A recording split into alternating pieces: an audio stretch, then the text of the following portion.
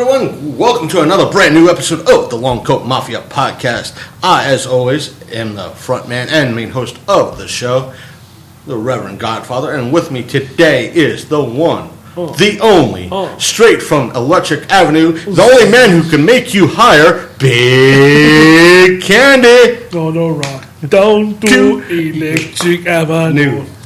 That will make you higher. I've been waiting all week to make that joke, but I somehow couldn't do it. I was trying to make something with recording with Earl, and it was like, no. The joke I had, the intro, I was like, no. Said it out loud. One of those things I tried saying out loud, and I was like, no, it doesn't come out right. But this time it came out right. Once again, Zombie Bunny is not here. Her tracking device, which we put on her, has mysteriously turned off. She was last spotted in an underground pyramid in the subarctic regions. Trying to discover if the world is round or flat. But today we might... Volcanoes are bullshit. Have you heard this one? Oh, no. No, if you this will move right into our updates. If you want some fucking stupid that won't make you fucking they'll make you literally barf on yourself, look up flat Earth volcanoes. Like literally, you'll want to stab yourself in the face. There's a guy sitting there going, "Look at this shit. It's so fake. They're like fucking volcanoes, shit coming out of the ground. If you believe this, you're retarded." I'm like, it's a volcano. It's a volcano. He's like, oh, so sad. I know that. What? When I get I'm home, like, you're trolling, right? I'm like, you're trolling. You're trolling me. I know after this, we're recording, as always, at the Daily Grind. I know once I get back home, I got put on my YouTube app. I know Armored Skeptic has dropped a new video lacing it into those who think gravity is a hoax. Yeah, I've heard about that one before. Armored Skeptic, is he the one that dates Shoe on Head? Yeah. She's cute. Did you ever see the one where she never seen Star Wars? I've heard about it. She never seen Star Wars, so he had her explain Star Wars to him before she had ever seen it. So she told the story. You got to watch that one. I've told you about this because for those folks at home, me and Big Candy once worked for a Coles distribution center many years ago. Many moons ago. This was before he got employed there. There was an employee who was in the process of becoming a legal citizen, and me and a mutual friend of Jesus Chrysler. Greg Blaney. Yeah, Greg Blaney. Me and him, a mutual friend of ours, had this person convinced, because she never seen Star Wars, that Star Wars questions will be on her citizenship test. Yes, it should be. She was convinced for over a month. Oh. It was the best prank ever. Yeah? It was. It was. Were you making her study? This was, She came back in a month later. She said, I just spoke to the person giving the test. They're not going to be any so. Yes, they are. What is the name of the galaxy? No, this was before the prequels. This was before the prequels. What is the name of the galaxy that is the galaxy from far. No, what is the name of it? What is it? I don't know. It's the galaxy. Just a galaxy. Yeah. I was sitting up in bed the other night, right? My phone was charging. It was completely dead. And this is how dependent on technology I am. Laying in bed, my phone's completely dead, charging. The thought crossed my head. What's the name of the galaxy in Star Wars? Like ours is like the Milky Way, right? Every galaxy we've named like something. Andromeda, whatever. Spiral Galaxy number 347. Now I was like, wait a minute. What's the galaxy far, far away? Did they ever name it? It's got to be in the Wikipedia. Wikipedia, galaxy. Nothing. It's just the galaxy. But before I could find that out, my phone had to charge. Oh my God, I was having a crisis. It was like 1994 before cell phones and technology. I was like, before the internet. Oh my God, it's like 2 o'clock in the morning. Who am I going to call? I can't call. My phone's dead. No, this isn't in the encyclopedia. You know who I've been It's in the Wikipedia. What I've been watching on, I added a few channels to my YouTube channel subscription list. Just randomly, they're not channels, but I've been randomly watching these Saturday morning clips from like 1984 and 85. Oh, yeah. Just like it's the commercials. I'm like, oh my god, I remember this shit. I'm so goddamn old. Right? Oh fuck me, Freddy. I'm like, oh god. But I've channel wise, I've added Omar. His channel's name is Omar Gosh. Yeah. And he does a lot of these urban exploration of haunted houses. Oh, that's cool. So whether or not that they're faked or anything like that, but they're fun, just entertaining to watch. What was that garbage about Shepherdstown? Oh yeah, this is our neck of the woods, so it's not 15 minutes from here. I should have added it to the list. Basically, a lot of what the executive producers were doing was faking shit. Well, what was the show? It was like Shepherdstown. Hold on. I have it saved. Oh, okay. It's like Shepherdstown haunted houses or something. Yeah, it was something like that. It was one of these shows that's on like A&E or something like that. Yeah. It was about. Let's see. It was like a week ago. Yeah, it was like a week ago. Ghosts of Shepherdstown, a haunting new series. Yeah, it's in the second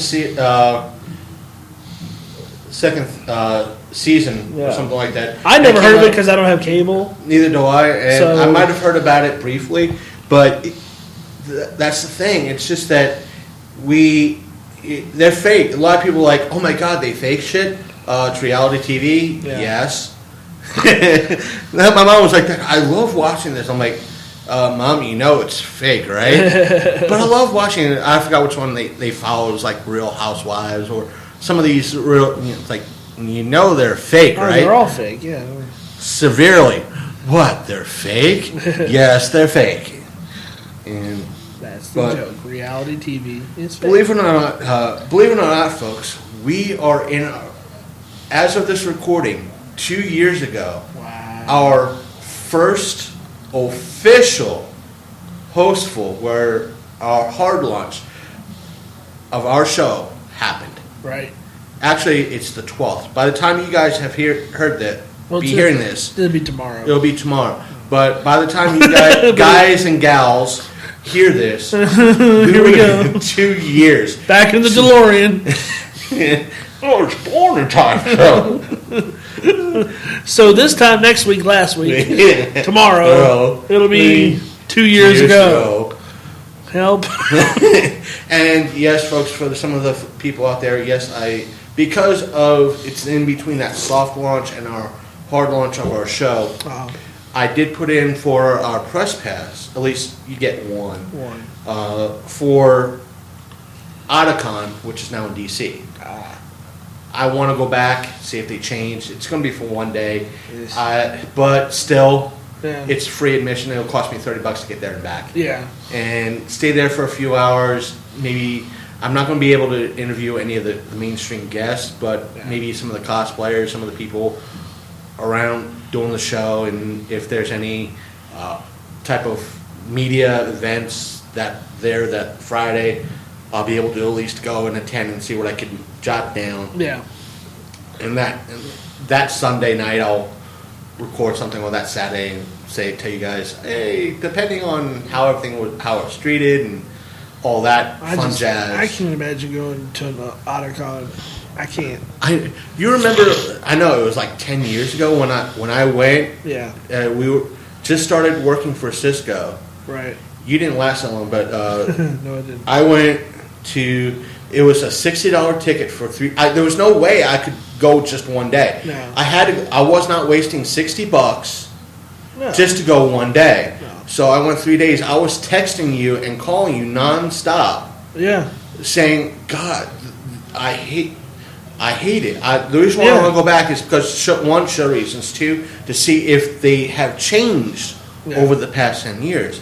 Because like 3 years later, 4 years later, when I moved here, I know someone who at the time was a major cosplayer in the industry. Right. She went as a panel speaker. Oh, okay. And she was treated, in essence, like shit. Like shit, yeah.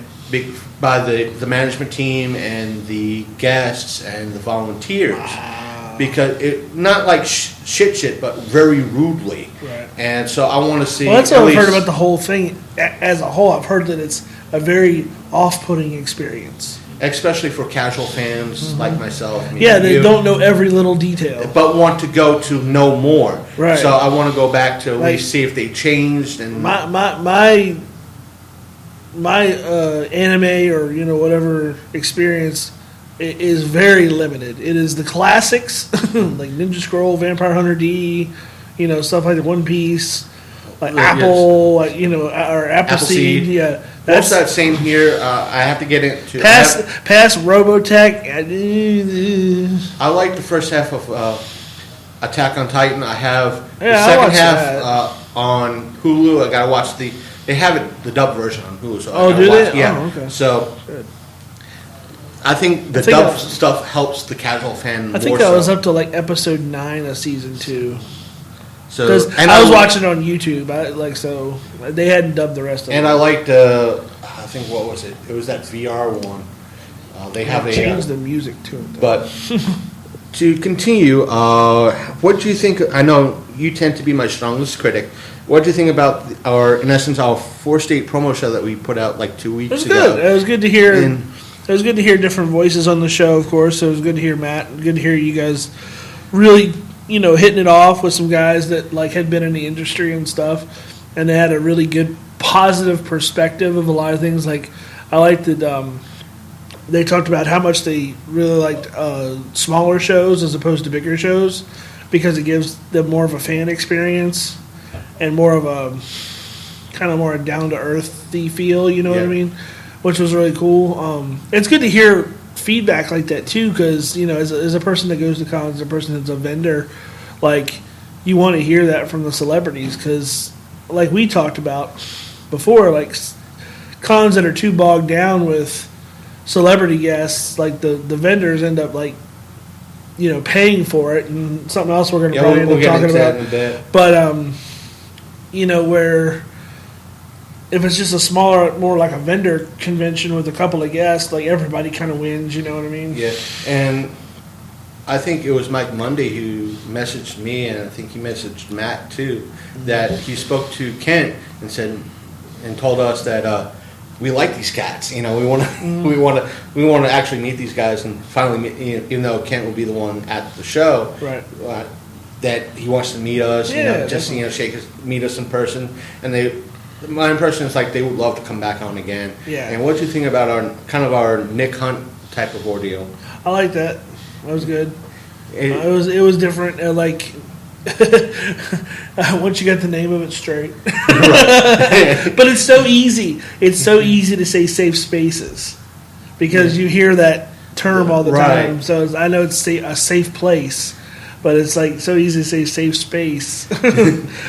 But actually, it sounded like from the preview that he put up, it sounds like and looks like it's going to be something way different. So I'll be looking forward to that one. So I'm looking forward to it as well, and it's great. Maybe he'll get as it progresses and finalizes and solidifies. Yeah. We might have more guests on in regards to that because me and Nick probably hit it off very well. And we might have Miss Rossi back on because she's in that movie as well. So who knows what's going to happen. It's down the road. Well, you have an endless pit of talent that know somebody that you know. Right. So, which is the odd thing. I'm still getting kind of used to that. Right. Because knowing people like Earl, who's going to be on our show next week, we recorded his show last week, which is kind of still confusing. I'm very tired. Oh, Marty. But knowing these people, not these people, but knowing people that have connections and hey, we want you to sit down and record at this event and be a part of the show, and I have to deal. Some things solidify, and you get shows like with Nick Hunt and Kent Wagner, but sometimes other things don't really solidify. Yeah. But that's always nice to see and nice to hear. And, Yeah. Very good.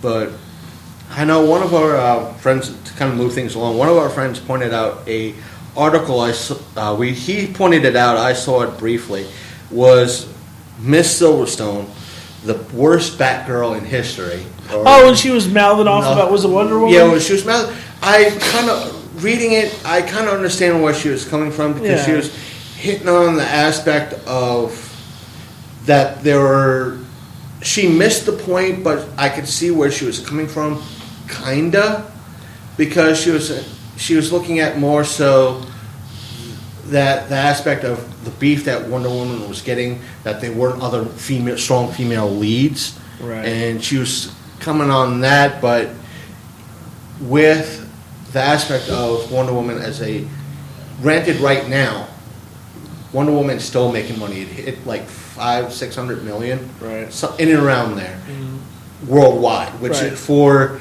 a superhero movie that has a strong female lead, to make that much is a milestone. Right. To have the first female director doing such a movie, hitting that milestone is a good positive thing, and I think folks at home who are listening to this, I've heard several reports that the writer on this movie is, even though a male writer, but he is homosexual, meaning he's gay.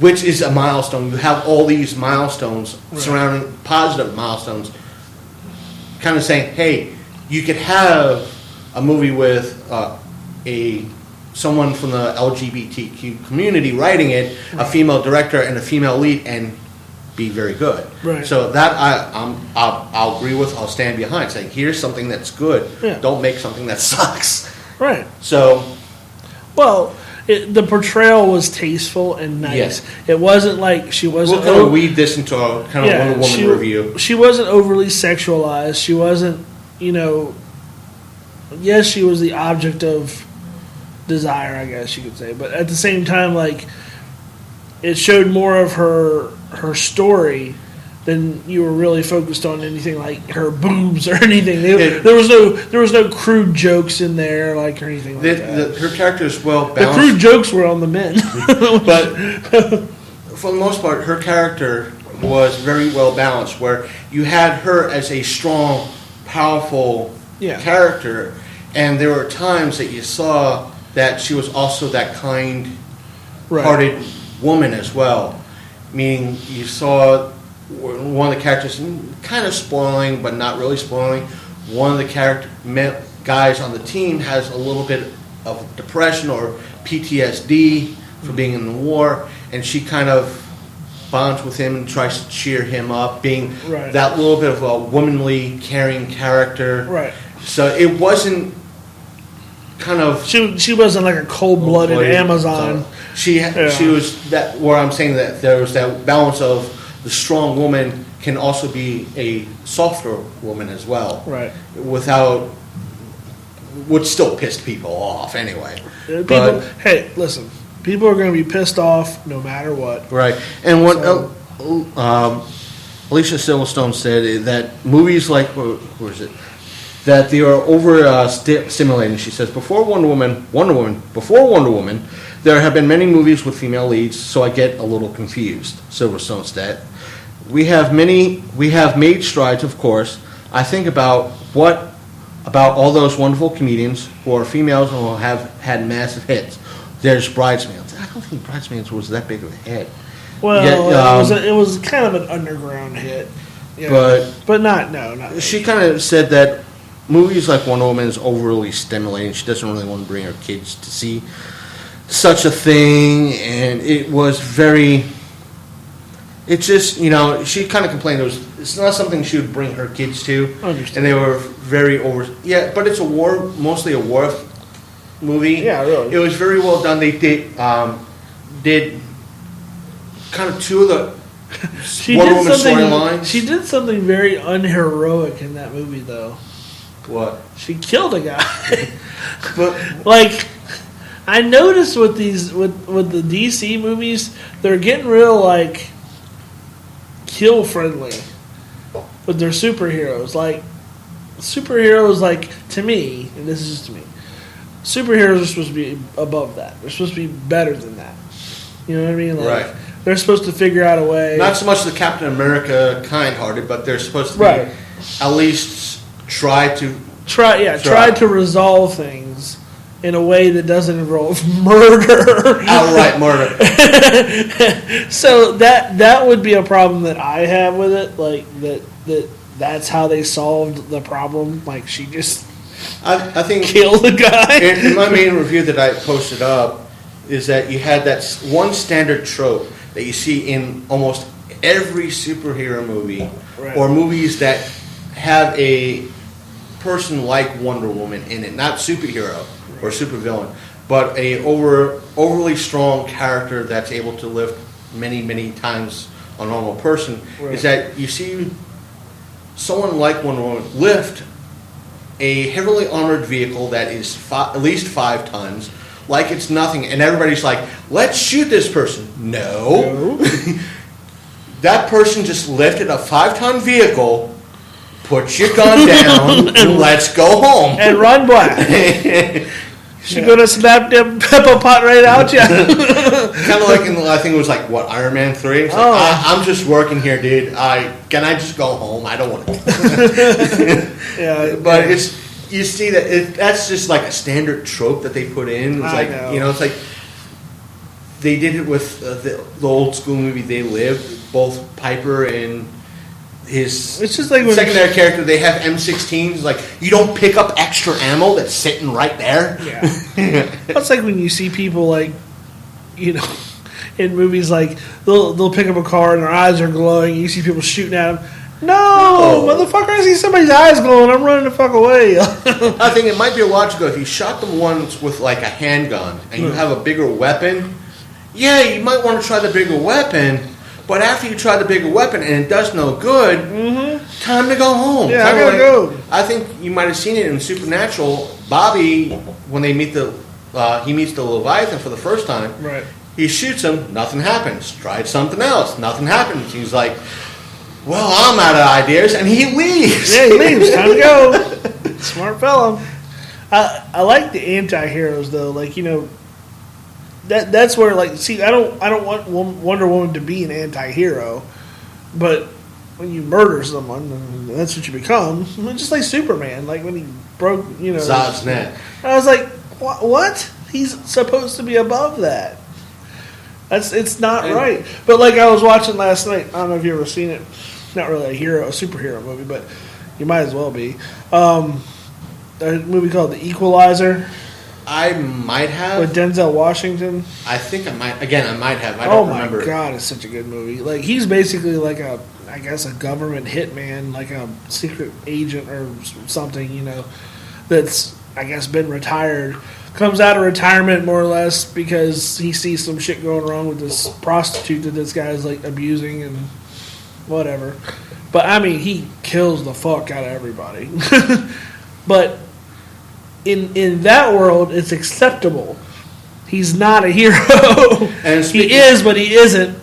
But he has to do that. And speaking of anti-heroes killing the fuck out of people, what did you think of John Wick 2? It was alright. I didn't like it as much as I liked the first one. Because it was, in essence, the storyline was played out, or weaker. It was a tad bit weaker, but they were very still. Yeah, no. He still was a very strong character. No, there was some pretty excellent kills in that movie. I'm not saying it was like, okay, John Wick, the first one was a very strong movie. Yeah. This was not total shit.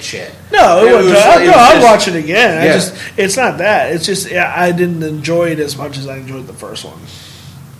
I want to see it when the third one is made and it comes out. I do want to see it. It's going to be the last one. Right. There is going to be It should be a lot more interesting now that he's kind of like on his own. It just shows how smart of a character Wick is and how resourceful he is. Yeah. And they're trying to make him, I don't want to say, just don't turn it. I was gonna say, don't turn it into a Jason Bourne. Jason, I'm not saying he's a Jason Bourne type character, yeah. but he's meaning that he's that resourceful and that. Now, in the books, Jason Bourne is a lot more interesting than Jason Bourne in the movies. He's like more resourceful.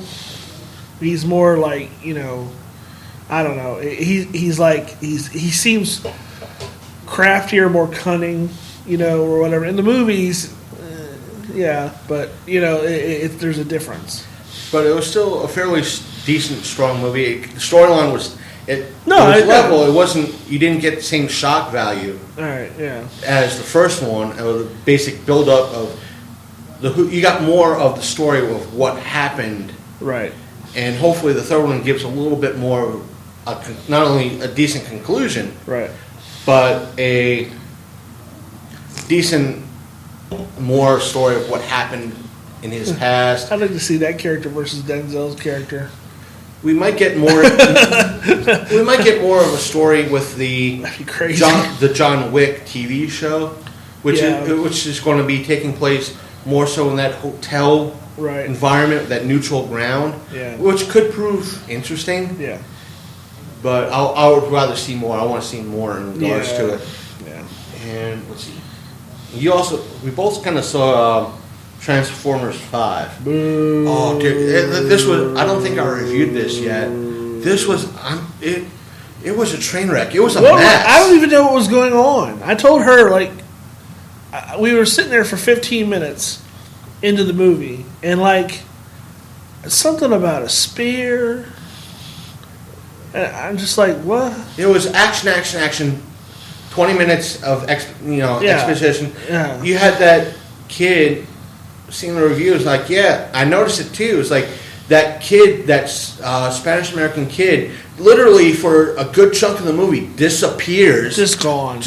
Then shows up for the last 2 minutes and disappears again. And it's all what's his name's. It surrounds. Yeah. What's his name? Then all of a sudden it switches to his female interest. Yeah. I'm like. And yet another giant spaceship that's on Earth that nobody knew about. That fucking what? I was like, and the Earth is Unicron. What? When I was watching that, I turned almost into Neil deGrasse Tyson, going, "That's bad science," Yeah. And I was like, if you had a planet this is the second time you had a celestial object that freaking big come that close to freaking Earth, and the Earth is like, ain't no big thing. Yeah, it's cool. It's cool. It's just... That movie was bad. And I like everything. I'm one of those people I'll find the shining light in everything and be like, oh, yeah. I'll say this. It made Independence Day 2 seem like a good movie. And that... I like Independence Day 2, though. I'm a fan of that. I hope they make a third one. But I was a fan of Independence Day too. It actually was all right. Out of E3, one of the biggest news is, other than the Xbox One X, the palindrome, oh dear God! And the debacle behind. Not so much behind it, because there's reports saying it's going to be as strong, but this, that, and other thing, and Sony trying to say, well, the graphics of this, by faking their own fake news, quote unquote, to kind of bash Microsoft in reference to it, and then people found out. Right. But one of the major stories to kind of come out from that whole E3 experience was the SNES Mini was officially announced. Right. Hopefully, fingers crossed. Oh, it's going to be the same story. But what has people pissed off now? Because if you're in the European countries, you can pre-order it. Right. What is pissing them off is because they were pre-ordering 5, 6, 8 at a time. Mm-hmm. Nintendo said, we don't want that. Limit 1. Limit 1. And people are pissed because they want to buy 5. Yeah. And they're like, I'm limited 1. Because they're trying to create a seller's market. It's not just that. It's just that they're... In a way, I could see why Nintendo's doing it. Right. Because, I understand why. Because if you have people buying... But Nintendo's doing the same thing. Nintendo's doing the same thing they've always done. They're creating hype for their product by shortening the amount coming out. Not just they've that, done this. They've done this since the very first system. And would it happen again? Probably. Yeah, of course. But the game list that it's every. Isn't it every game? No, the game list is Contra 3, Alien Wars, Donkey Kong Country. Now wait a minute. What did I hear? I heard that they were going to do that, but they were going to release every game that was ever on the system. Or am I thinking of something else? You're probably thinking something else. No. Oh, I'm thinking of the Genesis release. Yeah. They're doing the Genesis release, and they're doing every game that was ever on the Genesis, but they're releasing them like 10 at a time. And it could be upgraded over the course of like a year or something like that. So that particular device is connected to the internet. Yeah. And apparently there's like going to be like 1,100 games at the end of the whole thing. Let me guess, you're going to probably have to pay for each. I don't know. So, but not the way they were saying it was free, but I don't know. Who knows? They might say it's free, and all of a sudden, hey, maybe if you want this block of games and this block of games, $10. Yeah. $15. As long as they have that one, I think it's called Syndicate. Oh my God, that game is so But the games that are coming out, it's going to be not even 30 games. It's like 20 some odd. Contra 3, Alien Wars, Donkey Kong Country, Earthbound, Final Fantasy 3, F-Zero, Kirby Superstar, Legend of Zelda: Link to the Past. I'm just skipping through the list. Yeah. Mega Man X, Secret of Mana, Star Fox, Super Mario Kart, Super Mario RPG, Super Mario World, Metroid, Yoshi's Island, and the major selling point for it is the never before released Star Fox 2. Which, in order to play Star Fox 2, you gotta beat the first level of Star Fox. Right. Which some people are pissed. Well, you're gonna have somebody fucking pissed off about that anyway. Of course. But hopefully, most people have their fingers crossed that instead of they'll flood the market with this, which Nintendo saying that they've learned their lesson probably would not learn their lesson. And just limit, it's going to make it hard for a lot of people to get this shit. Of course. That's what they do. Well, here in the States, we don't have the ability to pre-order it yet because it's going through FCC approval still. Well, my takeaways, besides all that horse shit from E3, were Hello Neighbor's coming out for Xbox One. Xbox One and PlayerUnknown's Battlegrounds. They showed that's going to come out. I think also for Xbox, but I'm not sure.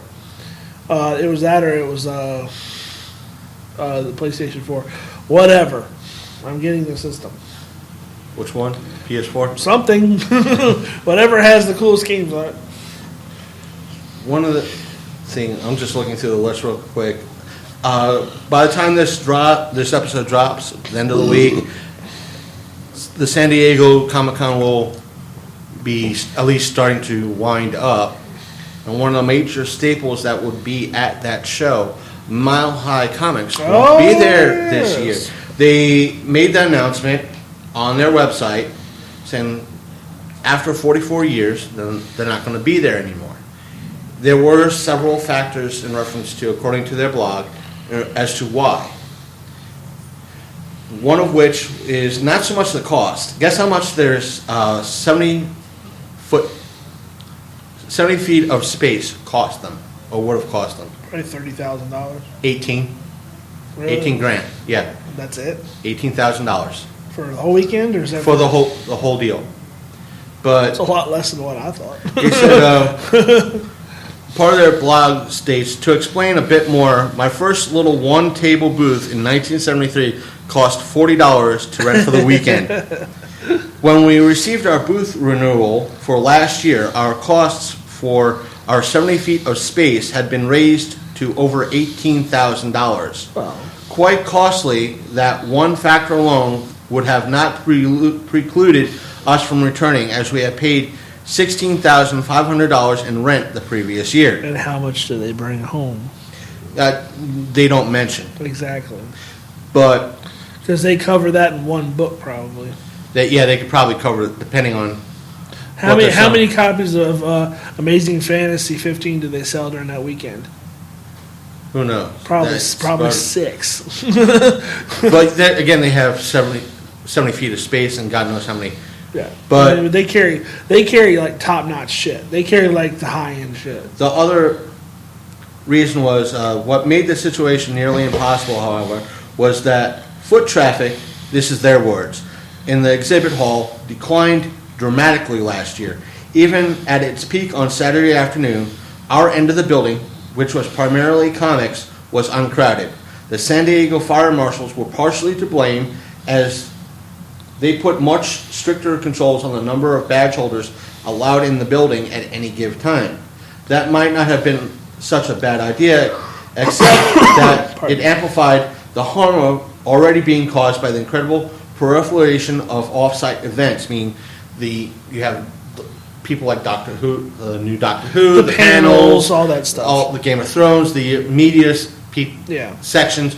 So people are going to see that; they're not really going to the comics aspect. Yeah. So, even though they could probably make their money back, they're not making as much profit as they probably would have. Here's the thing, though. With San Diego Comic-Con, how hard is it to get tickets?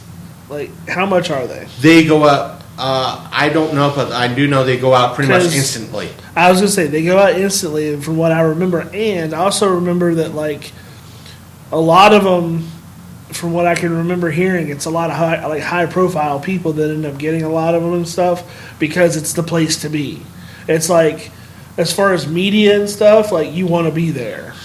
So, like, a lot of it goes out to, like, you know, the amateur journalists and the guys that are doing what we do and stuff like that.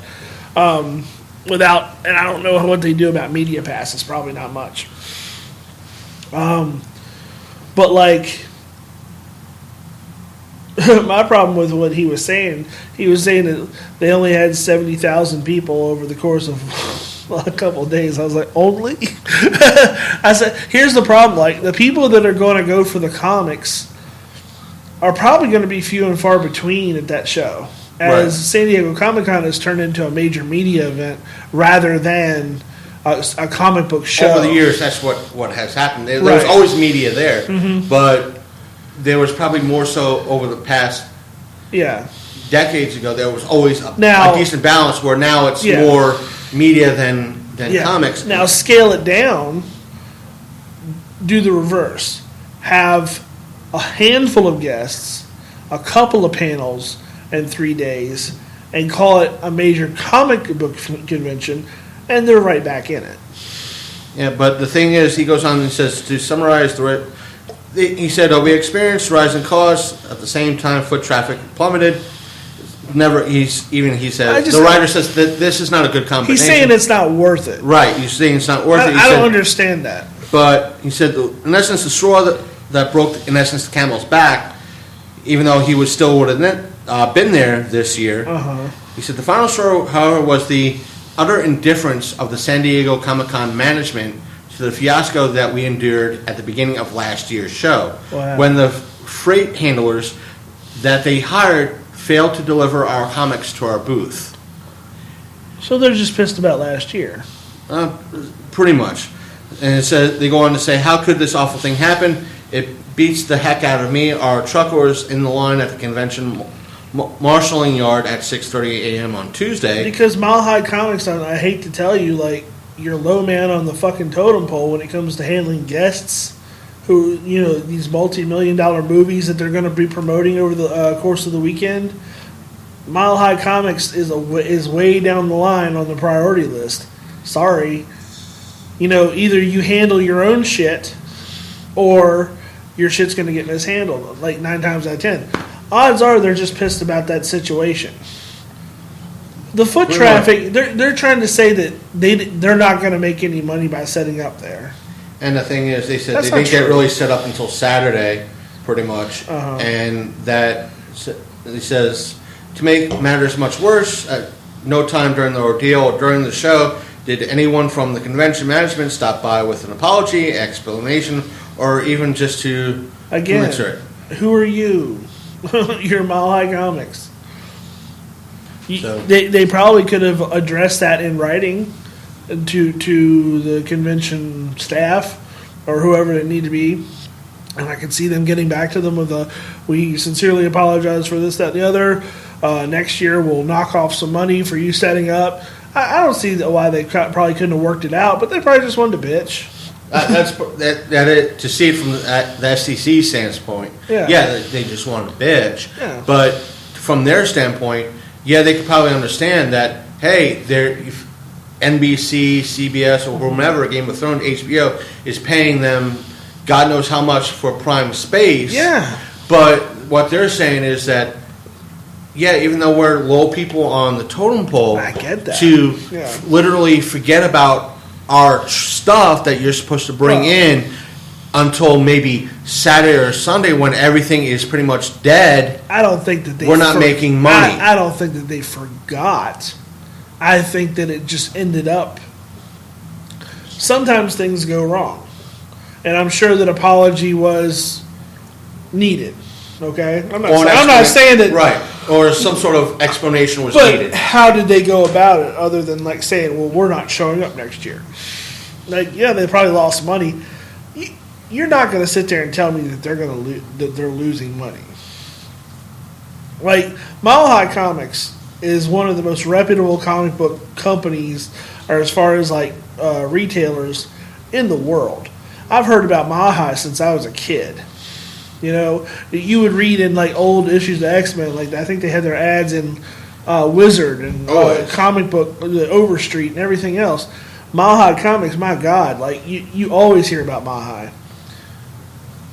They have dozens of copies of high-end books that you and I will never, ever have the money to even think about buying. You know what I'm saying? Like first issues of Fantastic Four and X-Men and this, that, and the other. They have everything. They can make their rent, their table rent with one book. They can double it with another. People will come to San Diego Comic-Con with that kind of money. They come to the goddamn card show that I do once a month in Hagerstown with nearly that much money sometimes to buy collections. So you're not telling me that people are not coming with thousands of dollars to put down. When you said $16,000, I was flummoxed. That's all? Well, it depends. We don't know if that was prime space or not. Or for what did you say, a 70-foot space? Right. Still, for 3 days. Was it 3 days or is it 4 days? It's longer than that. I think it starts. Is it like the a preview week? night is I think Wednesday and starts on Thursday, ends on like Sunday. So in other words, there's still news coming out about it on Monday, Tuesday. Yeah. So they're there and they're visible for almost a week. For that much money, that's a drop in the hat. That's PR money. That's advertising money. That's nothing. That's hey. What do you think? I want to get into AwesomeCon. Not AwesomeCon. That's Otakon. It's still that's getting little flyers in hands and then getting orders from home. That's no. I'd gladly spend $18,000 to have a booth for nearly a week somewhere. If I had that much money. That's what I'm saying. I know because it's residual. You get it right back.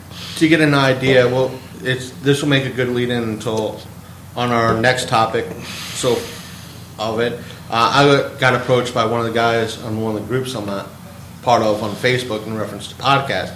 He asked if I was going to the podcast movement in Anaheim, which is in California, which is a very big deal for podcasters. I looked into it. Guess how much the lowest tier ticket is for the weekend? Probably $650. That's more the higher end tier. Oh, is it? About $470 if you're past the deadline. Oh, okay. So in essence, close to $500. Well, it's a goal. So for me to do something like that, Patreon. That's what I was telling you. For now, on my personal budget, a $1,500 trip Right. to get out there Yeah. and spend however many days, because I'm going to be needing vacation time, so forth and so on, if Right. I'm able to take it. Still, $1,500 is not a drop in the bucket. No. But I mean, if this was what you were doing, And I was making... like for a living, Right. and not making $0 from it, then yeah. But it's like me. Like, okay, I have a booth this month at Scares That Care in Williamsburg. Will I be at that booth? No, I will not be. I can't afford to drive down there. Like, since I don't officially have a job right now, money is scarce for me. So, when I was working, it was a lot easier for me to like take trips on the weekends and go do these things. Now, like I figured it. I probably overestimated, but I figured about $400 to get down there and stay the 3 days, because I probably sleep in my car. Do the show, get a little bit of money back. I'm probably those shows are normally pretty big. Like, they have a decent celebrity guest lineup this year. I might make $1,000 when I was there. You know what I'm saying?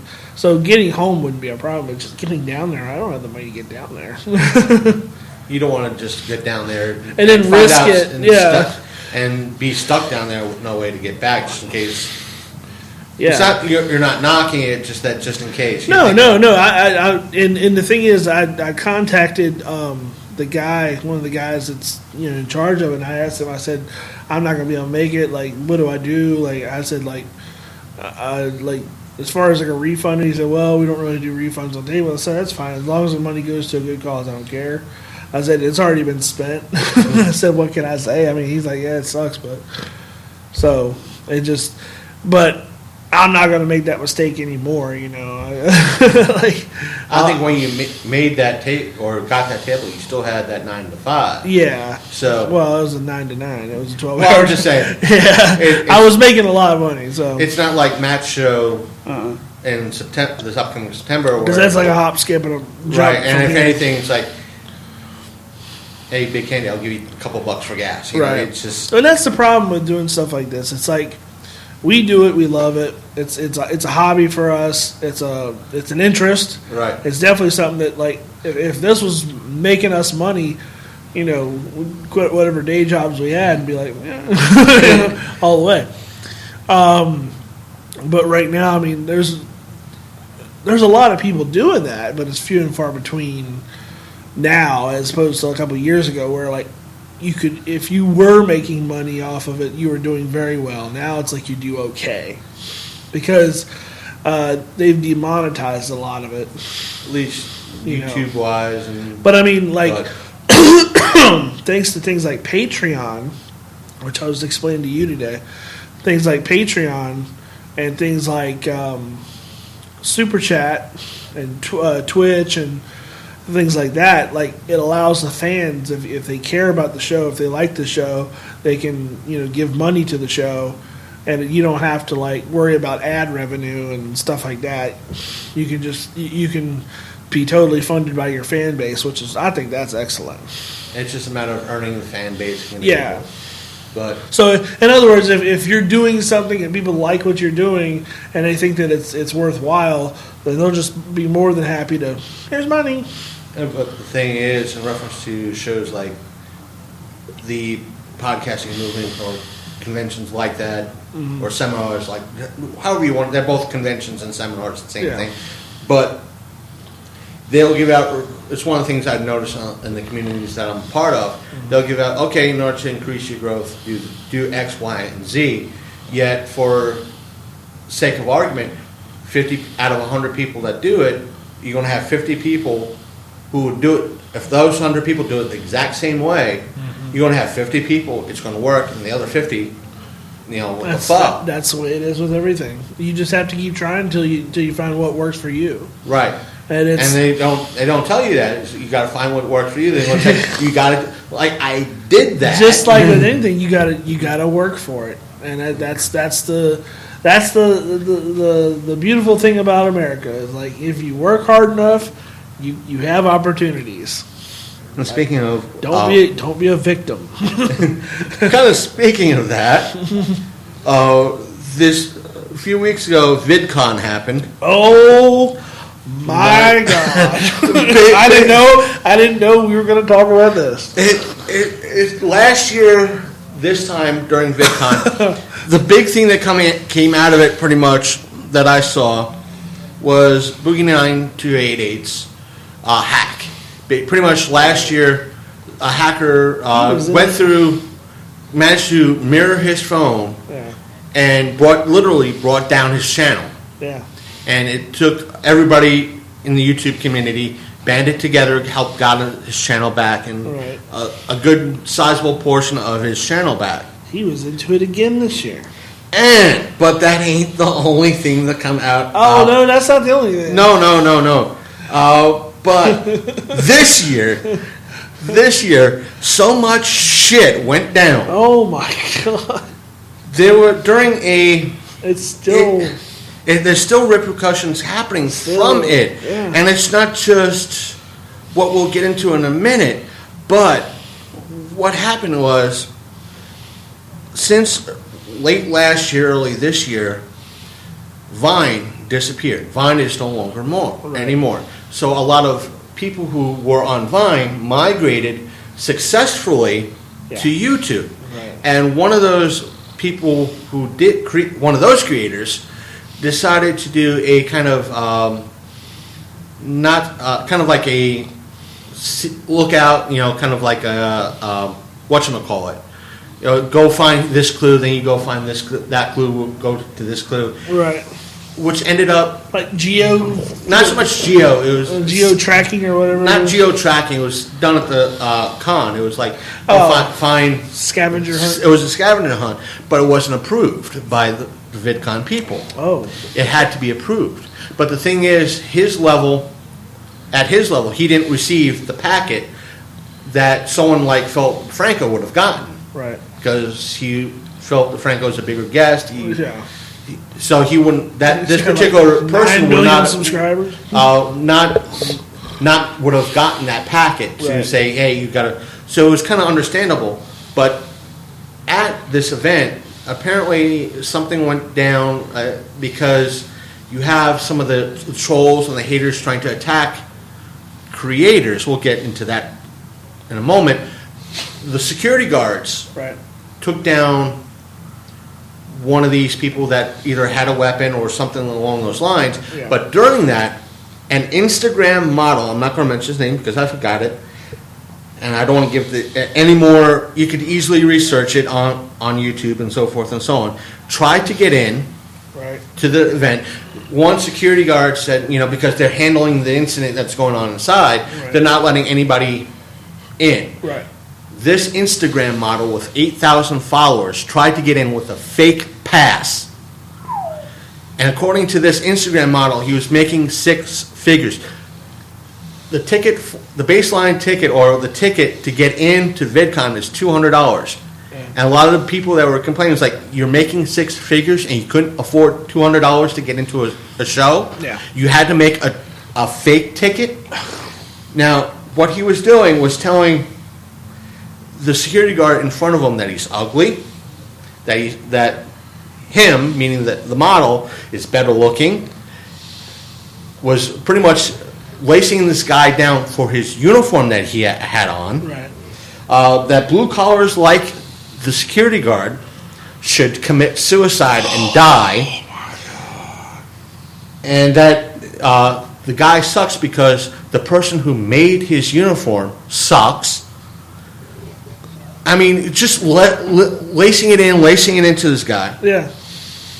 And the thing is, the next day he tried to get in again with a fake pass.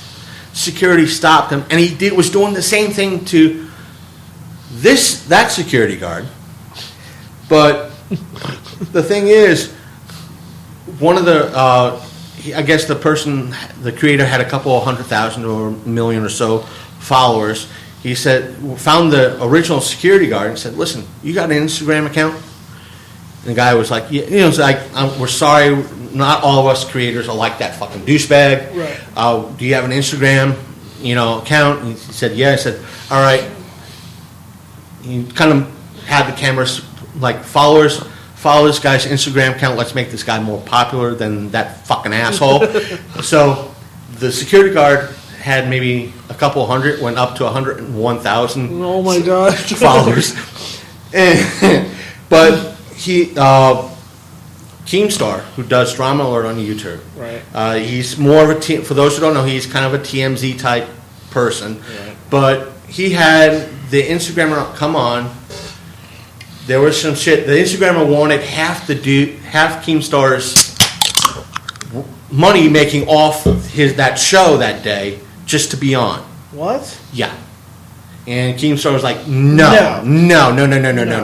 And he worked it, so it's like, yeah, I'll give your Instagram account a shout out. And he said, but I want you on to apologize to the security guard. Mm-hmm. And he kind of did apologize. The security guard was on Skype on the other end.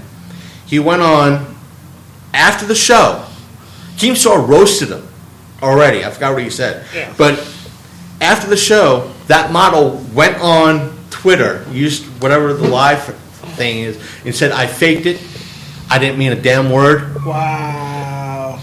It's bullshit. The guy's an asshole. Keemstar's, just this. And turns out the asshat model was doing all this for publicity. Of course. And he called out the security guard. He said, "I want to kick your ass." Security guard, all right, when, where? And they did the location, and the security guard did a live video. He said, "I'm here. As you can see the clock behind me. This when and where." As you can see, and rotated his phone around. Dude ain't here. So the guy pushed out. Of course he did. And the dude's like bigger, like not my side weight wise, but build. So not only that, while all that fucking fun shit was going on, there was the reverse flash mob. Not so much the worst. No, you didn't hear about that one? I think that was also part from the same Vine art creator. Maybe the one where they told everybody that what's her name? What's the girl's name? It's Which one? Shit. What'd she do? She's gamer, like a gamer. She's not YouTube a gamer. She's a singer. No, like she does like makeup stuff, but she shouldn't do makeup stuff because she's funny. Something Mindy buttons. Whatever. Anyway, she like he kept going around on his phone and saying out loud, "Oh, she's gonna be over here at 2:00. Oh, okay." And then like girls would overhear. Is that the incident where he got pushed into like the fountain or some shit? No, but he had basically like he had done this so much around like just standing around different groups of girls doing this. Oh, one thing he did, he put her name in on his phone. Marbles, Jenna Marbles. That's what it was. He put her name in on the phone under his friend's name. And had like him doing a selfie, like a picture of him and like somebody else standing there, and then the phone would ring and they'd be like, "It's Jenna Marbles," and like, "Oh, hold on, you're going to be over here when? Oh, okay." And like he would say out loud where she was going to be. So all these girls were running to this one end of the convention place or whatever. Apparently, like there was like 10,000 girls in one spot at one point, all waiting for this person that was not showing up. But what happened during that event was I think it was a woman in YouTube panel, which had everybody's favorite YouTuber, Anna Sarkeesian.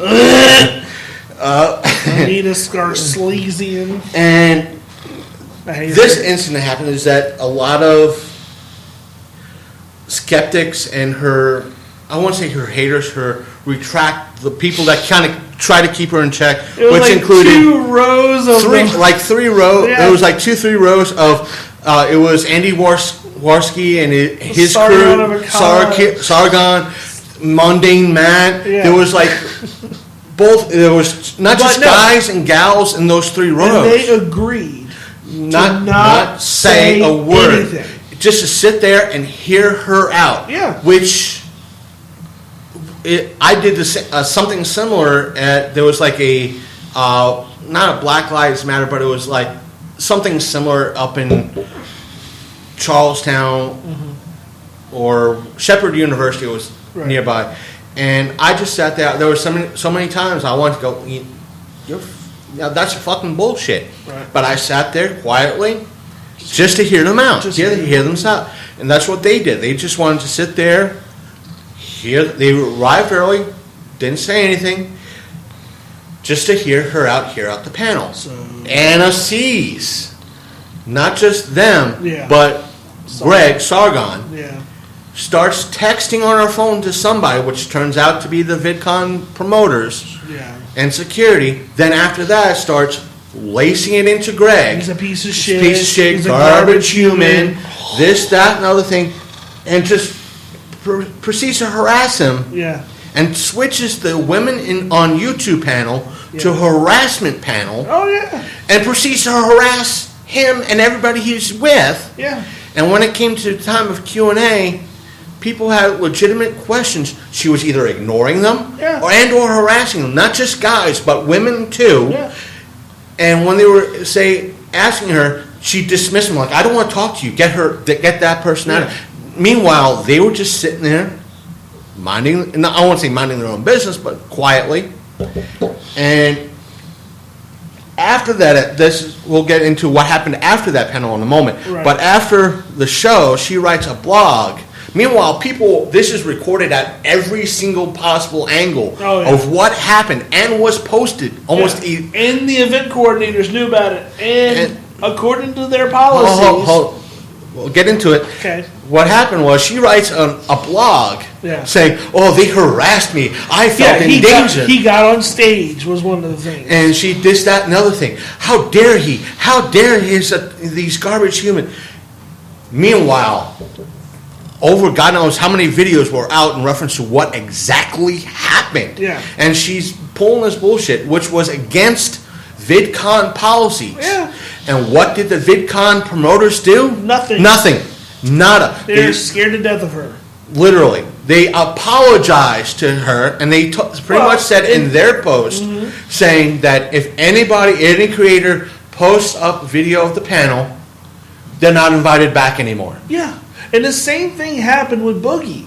And I'm getting to that. He had a Boogie 2988. And had a lot of people gave him bullying grief, and for a good reason.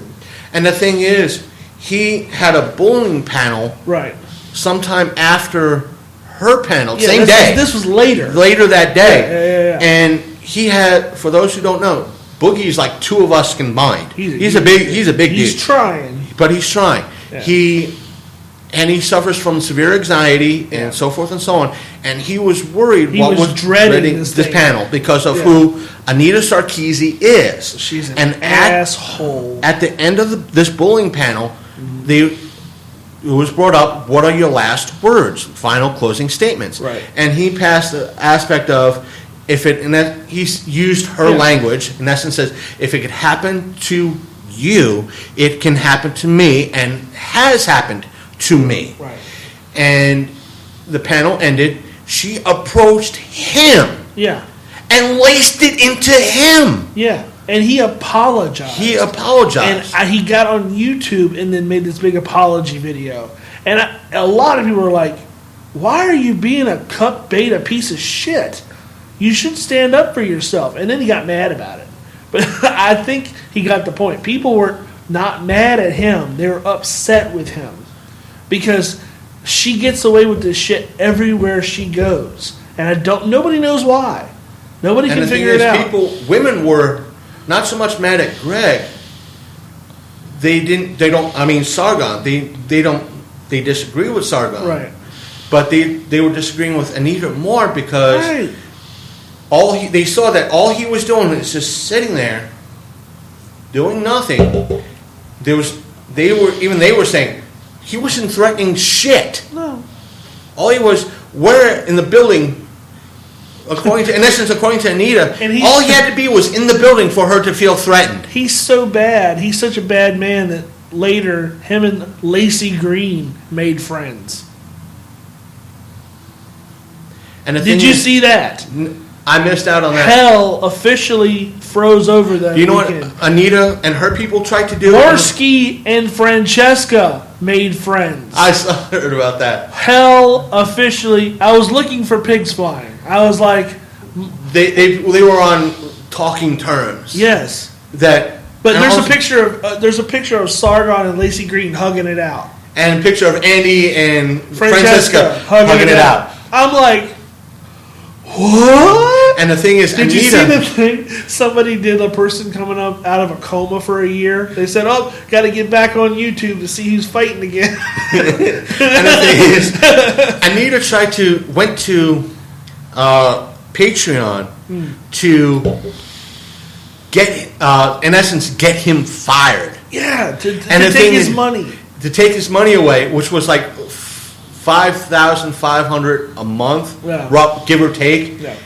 And Patreon did their own little investigation. They said what he's doing on Patreon is nothing. Yeah. It's separate from what he's doing on YouTube. In essence, we don't agree with what he's saying on YouTube, but it's not connected to what he's doing on Patreon. Yeah, therefore, he's not violating our terms of service. Exactly. Therefore, he keeps his money. Right. Bingo. But it was Anita and her fucking people. Yeah. They're crazy. She's horrible. And the thing is, a lot of people who are on Andy's and Sargon's and Mundane Matt's side, they keep saying they don't condone going after Anita, but their fans are just rabid. But the thing is, Anita is the one that's like, how dare you, we'll be the general of going attack. And it's not just this, even these weeks after, maybe, how long was it ago? Maybe a month or two ago, we brought up the Daddy of Five situation. Right. Their fans are going after every single YouTuber that has a smaller user base. There were threats, this was even on the Philip DeFranco show, that you show up to VidCon, we will kill you. Videos. Wow. Joy Sparkle had her secondary channel brought down for a good week, maybe a little bit more than a week, because of the fans pretty much saying, let's bring her channel down, let's bring these channels down, which is, by YouTube's policy, illegal. Yeah. And she had a tough time getting her channels back. It took pretty much a whole community and some of the bigger people she knows. I'll probably have to see that video today of who were the bigger names to get involved to switch it, saying, hey, they're the ones, the fans are the ones who are doing this, the Daddy of Five fans, not her. Right. What she's doing is talking about it and giving her opinion, and she's not once, as she said, attack. Yeah. Wow. And here it is, the Daddy of Five, and she's been going up against YouTube's other fucking asshole, Onision. Yeah. Oh. Why is that guy even around? He's a fucktard, and he already has a strike against Joy Sparkle as well, because he considers her, she's been, commentating like Mundane Man, Undoomed, and everybody else, commentating about this fucker. Yeah. And he claims that she's a stalker, and every one of the videos that she's shown is like, well, I'm going to bring her, if she doesn't debate me, I'll sue her, I'll bring her channel down. So she finally gives in to the debate. He just gets up at midway and just leaves. Really? Yeah. Brings his wife on, which is when she was first married to him, was 16. And they have a conversation, his wife and Joy have a conversation, and so as soon as their live stream ends, the wife gets on another wife's stream, backstabs and insults Joy, saying that Joy was threatening her in the live stream. So many trolls. And, like, during this time, Onision brings out his military papers, shows them online. Right. She airs a mirrored video questioning the wording of those, what he's saying and what's on the paperwork. He's saying that, well, I was honorably discharged. Right. And the paperwork says discharged honorably. Right. And a lot of people have brought up who are from the military and got discharged, saying being discharged honorably is different than being honorably discharged. Right. It's still, you're being discharged legally. Right. It's not a dishonorable discharge. Right. And because she mirrored that video, community strike. Oh, yeah. And like, she's like, wait a minute, I got this community strike for something that he put out first. Yeah. Why is his channel up and not have a strike and all this, what he's doing? Yeah. And here I am with a strike and I can't live stream anymore. So you have this bullshit. I mean, YouTube is a source for entertainment for us. Oh my God. I mean, it's like every 6 months, every 3 months. You can almost tell it's like, what month is it? You know, I was surprised to see Sargon on Joe Rogan. Yeah, I want to listen to that. You need to. It's like 3 hours long. Actually, almost 4. And the thing is, I have to put it on my other iPod to listen to it. He goes after Anita on there, too. Like Joe's almost like, you're obsessed with her. Because how much he's going after her. Because she's a well of entertainment. Well, it was after that weekend. I mean, You're right, it was immediately after that weekend, so he was still pretty freaking sore.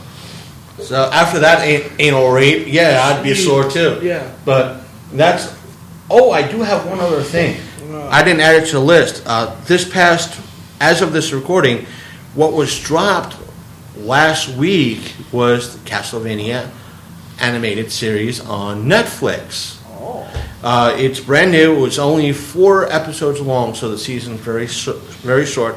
I will say this. I'm glad it's not live action, because it would have been expensive as fuck to do. Right. Animated, the style is like a Japanese animation style, which fits the genre. Newer or older? A little bit newer. Not the cheesy Attack on Titan. It's more. It has a Vampire Hunter D Bloodlines feel to it, meaning that type of newer style. Right. But it, from what I'm told and from what I heard, it follows Castlevania like 2 and 3 a little bit. Right. And they might go into. They're taking its own spin on take, but they're taking elements out of what you see in the game. Right. And the person who's pretty much spearheading this, guess who's doing it? The writing it, executive producing it, Warren Ellis. Really? Yeah. Wow. So you have. So you're gonna get a good story. You're gonna get a good story. He knows. For those who don't know who Warren Ellis is, he's formerly a comic book writer who's done Planetary, Transmet, Astonishing X-Men, plus many, many other. Anything that's a little off kilter but is excellent. Right, including the Authority, which pretty much had the first gay couple as part of the storyline. Right. So you're speaking with somebody that. But we're talking about a guy who knows how to write a great story, how to do the arc, and he has the aspect of where he wants to take it. And he's so far out of the 4 episodes, it's very well done. And Trevor Belmont is more so of not so much a hero. He's so Trevor. Simon. It's Trevor. Huh. So he's not so much a anti-hero. He's a reluctant hero. He's kind of the aspect of, I'd rather just sit beneath a tree, get drunk, eat, and if shit happens, shit happens. Yeah. But he gets brought into this, so we're going to pause for a moment. All right, folks, we're back, and just when I thought we were out of topics to cover, I noticed one thing that we did not get a chance to cover yet, and that is, I think it was a few days ago. Let me bring it back up to see when they posted it up. It was not so much a few days ago, it was maybe about 2 weeks ago, because they posted it up on June 29th.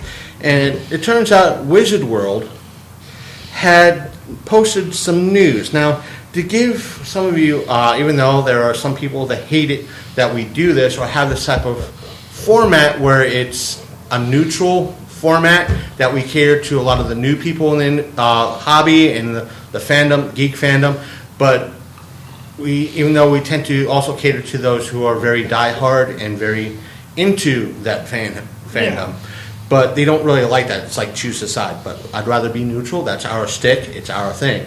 But as we stated before, many years ago, for the longest time, Wizard World published at the most 3 magazines. Yeah.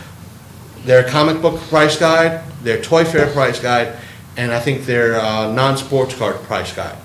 Yeah. But for the most part, it was either Toy Fair and their comic book price guide. And for the late, I think they might have started the late 80s, maybe early 90s, they had one particular convention that was in Chicago. And earlier this century, which roundabout was 2002, they started up their first ever East Coast show in Philly. So not only did they have their flagship show in Chicago, right, they had an East Coast flagship show in Philly. And after a while, Philly started to go downhill con-wise. Yeah. Due to bad management, so forth and so on. And during that time, Wizard World decided to put up a convention in Boston, one in Orlando, one in LA, one in I think it was like Austin or Houston, Texas. But since funds for their rising costs in the Boston Convention Center or wherever they were having it got too expensive, they cut that show out, they brought it back. But either way, over the past recent years, they stopped publishing their magazines and were strictly convention promoters. But during this time, they kept buying up a lot of the mid-sized conventions, yeah, meaning that if a convention, let's say a Baltimore Comic-Con, what they would do is come in, buy a Baltimore Comic-Con, and start branding it as their own. Yeah. Recently, as of June 29th, they pushed out an announcement stating, now this is coming from Wizard World themselves, announcement, we have good news and bad news. This will be a longer post, so read all the way through if you can. Let's get the bad out first. Due to a number of reasons, our show in Albuquerque is no longer happening, and Orlando is being moved to 2018. We want to provide the best shows we can for you, which sometimes means taking hits that we did not foresee. The good news is, we're almost ready to announce new cities for upcoming dates. All those survey posts came in handy for planning, and we're excited to go places where fans have asked for conventions. And the best part is, you're not going to have to wait nearly as long as we've been telling you for those 2018 dates.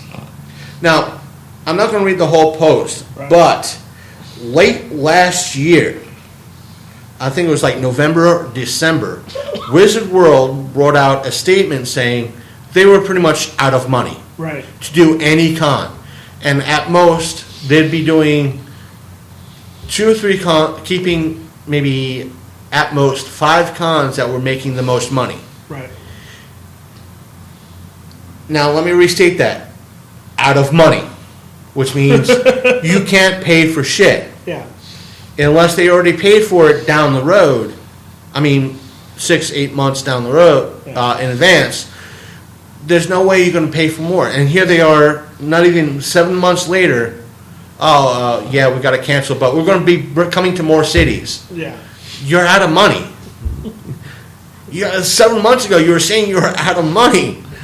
And it's bad enough we keep saying, I think one back during our Electric Eye days, I referred to their Philadelphia show, which would have been their flagship East Coast show. Yeah. When it's your flagship, if you have 4 shows, North, South, East, and West, those are your flagships. You got to treat those shows right. Right, yeah. And Philly was their flagship East Coast show, and they treated it like their bastard redheaded child. And this is coming from a bastard redheaded child.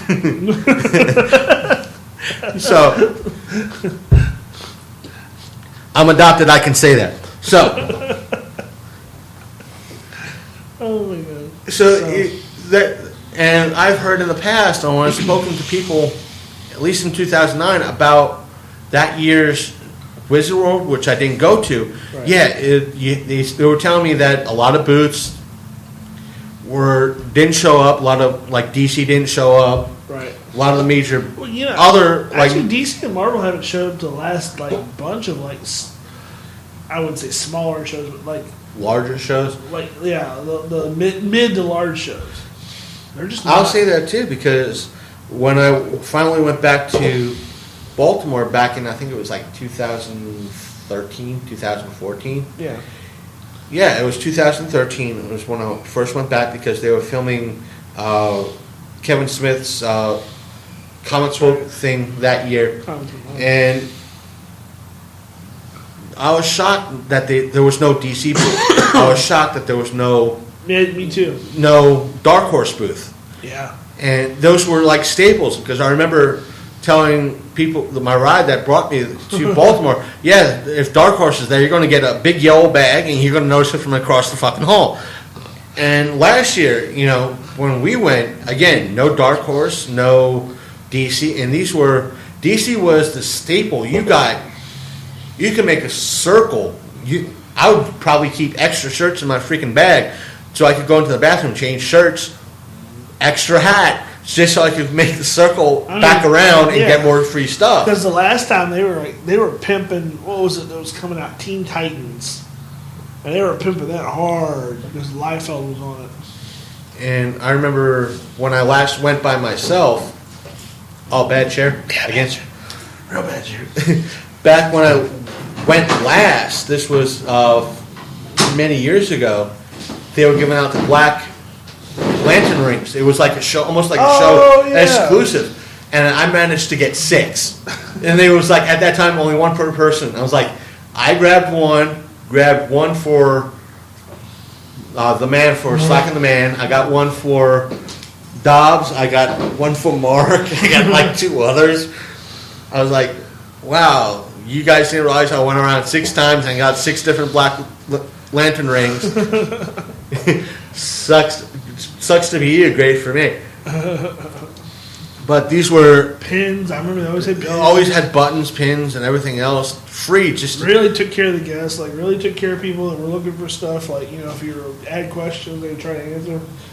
And where the people that were signing for them, where they were. Always. Not to mention, one year I went. It was my last year at Wizard World.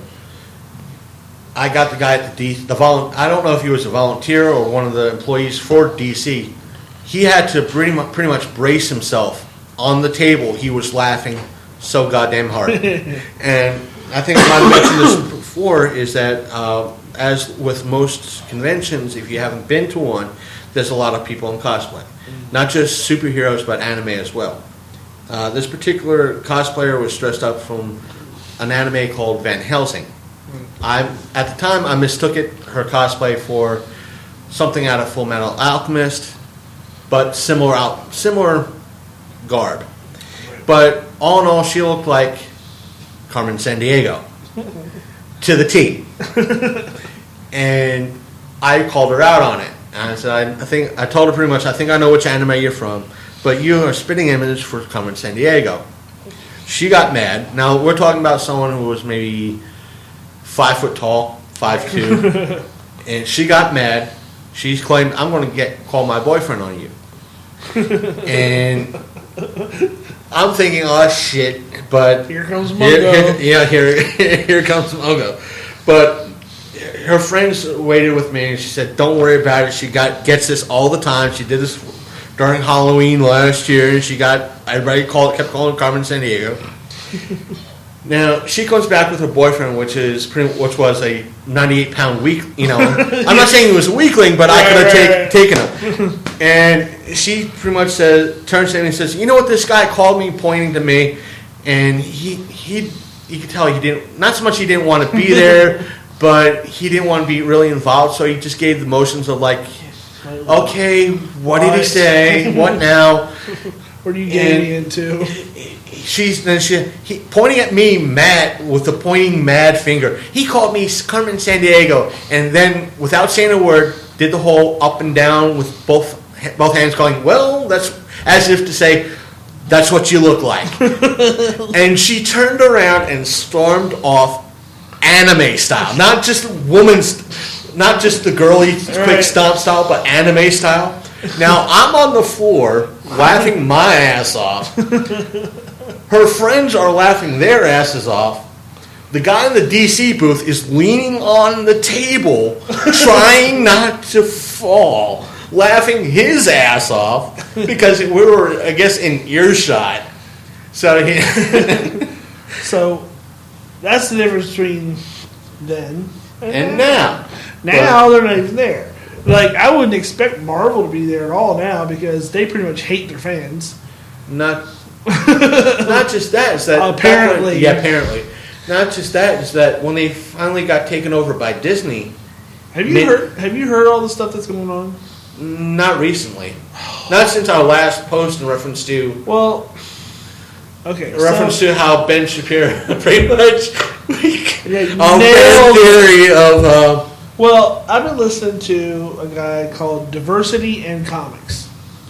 He is ex-military. I think he was a Marine. He reviews comics with like a read it, rip it, or flush it down the toilet kind of thing. He hates Marvel comics. Like he wants to like Marvel comics, but they won't let him because they write and draw terrible comics now. And I will agree. I wouldn't spend a dime on this shit. It's all social justice warrior-esque storylines and characters that talk like they're idiots. He shows examples. I like how when he does it, he'll go page by page with you through the book to show you what he means. And he'll read the story and tell you none of this makes sense and all stuff like that. So he goes on to say one day there was a friend of his that was an electrician. He gets a job at Marvel. They were hooking up some kind of room and they need him to come in. So he's in there working for a couple of days. He said his friend told him, like, yeah, I get it. The people want to work there and it sounds like a great job and whatever. He said, but those people in there are miserable. He said they're sitting in their cubicles by themselves, drawing and stuff and just upset at the world and, like, nobody talks to each other and it's just like, really, he said it's really bad, like morale and stuff. He said they'll get yelled at on a daily basis, like, I need this done in 3 hours or else you're fired, kind of shit. And he was talking about how exactly bad Marvel is right now, and he said it shows in their books because what was he explaining one day? Oh, he was showing how the girls talk in there now. How they're like, oh my god, oh, I'm the coolest. They kind of the Valley Girl type way. It's like almost like anime characters, and they're almost drawn like anime characters too now. A lot of the more cartoony style, you can tell it's a lot more anime style. And he said, yeah, they'll be like OMGing and stuff like that in there now. It's like kind of. They took a character like Blade and turned him into a delivery man. Oh God! Yeah, like one of the strongest black characters in beside Black Panther. Yeah, in comics, and they turned him into a delivery man. Now, kind of speaking before we go into other kind of YouTubers we're watching right now, we almost forgot to speak about the elephant in the room, Spider-Man: Homecoming. Oh yeah. I saw it this past weekend. It was very, very good. They touched on the origin story without actually touching on origin story, meaning they didn't show him getting bit by the spider. They didn't do the death of Uncle Ben. They touched on it because spoilers. By the way, did we mention spoilers? And because it's kind of seen in the trailers as well, is Peter's best friend, finds out he's Spider-Man. So, to kind of briefly cover the origin story without actually covering it, his friend kind of asks, how'd you get your powers? Oh, a radioactive spider bit me. Oh, can I get bitten by a spider too? Kind of the annoying questions, and Peter kind of going. Just keep going. Kind of just. I don't want to talk about it. We got schoolwork to do, so forth and so on. And I kept hearing that in reference to Tony Stark being heavily in it. It was very few. Surprisingly, that was very. He would come in. He would do his motivational speak. Yeah, long enough to just be there and be gone. Right. No more than 3 minutes. No, it wasn't like co-story. Right. I was worried about that. Yeah, a lot of people were worried about that. One of the best things was that this was more so, even though this was a Spider-Man heavy as Spider-Man only movie, what impressed me was they concentrated on Vulture's origins, and made it decent and intertwined the story very well. I'm not saying I could have probably seen a little bit of a twist coming. Yeah. But do you want to go down that route, spoiler wise? Yeah. That was a shocker when he opened that door for when Peter went to the homecoming dance. Yeah. Me and her were just. Reference to that was rough. Who his date's father was. Yeah. Oh, that was probably one of the best parts of that movie. Was just like, oh my god, like it let the air out of the room. We're just like, oh no. And the fact that he knows who he is, but he doesn't know who he is. But he figures it out real quick. Right. and the fact that the title Spider-Man Homecoming had that dual meaning. Yeah. I think we discussed this prior to the show. The fact that this it's a homecoming back to the MCU. He drops that line on him in that scene. Oh yeah, like I'm not gonna. All you have to do is just walk away. Oh, because you saved my daughter. That's probably one of the coldest lines I've ever heard in a Marvel movie. He said, "You keep messing with my business, and I'll kill you. I'll kill you dead. I'll kill you and everybody you love." I was like, "Oh damn." Yeah, you have in essence one of the few Marvel bad guys actually being evil. Like being a bad guy. Being a bad guy. And for a good reason. Right. Though. Thank God and the fact they that actually did that for a good damn reason. The beginning of the movie, when he is salvaging, 8 years earlier, he's salvaging this stuff from this colossal mess of a battle that the Avengers had with these Chitaris. He's making money for his family. He called in trucks. He rented equipment. He lost his ass, basically, for a project that he knew was going to be good for him and all the guys that were on that site. And then here comes Damage Control. And giving all the damage control. Who basically works for Tony Stark. Right. He comes in and just is like, nah, like, we're going to clean up our own mess. Fuck you. Get out. And just ruins him. Instead of, like, having his guys sign on with like Damage Control and help them out or whatever. No, they point guns at him and tell him to fucking leave. If anything, you feel bad for him. But you also see the respect that even though that Keaton's character was the bad guy, the respect that, hey, you saved my family, right? My child, you have my error of respect, almost like almost that mafia tone, right? You see that later on in the movie, in reference to that even though what he did, he kind of tried to fulfill his promise, but he still has that air of respect that this person saved my daughter, right? He allows me to still have a family or have a connection to this lifeline, because without him, it's almost that symbiotic relationship. Do you think? Here's a question. End of the movie. Do you think that Peter would have saved him if he didn't know whose father that was? Like when at the end of the movie when he beats him essentially, and he blows up, and he pulls him out of the wreckage. Do you think he pulls him out because he knows whose father it is, or do you think he pulls him out because he's a good hero? Probably a good hero, because that's how he was raised. Right. And you think, in other words, like if it wasn't not only Liz's father, do you think he would have let him burn to death and just been like, "But fuck it"?